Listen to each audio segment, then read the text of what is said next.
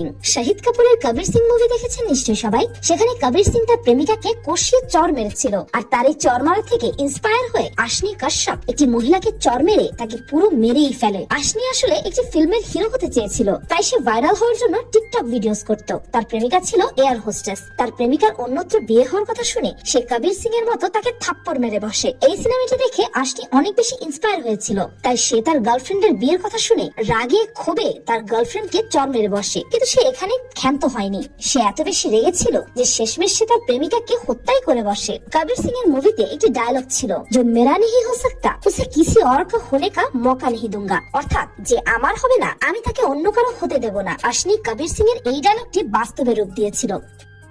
ধুম 3। এই ধুম মুভি দেখে ছোটবেলায় অনেক ধুম বাজাতে মনে চেয়েছে, তাই না? কিন্তু বড় হয়ে কিছু মানুষ এই ধুম মুভির নকল করে বসেছে। ধুম মুভি দেখে ব্যাংকের ডাকাতি পর্যন্ত করে বসেছে। প্রথমে যে বিল্ডিং এ ব্যাংক ছিল সেই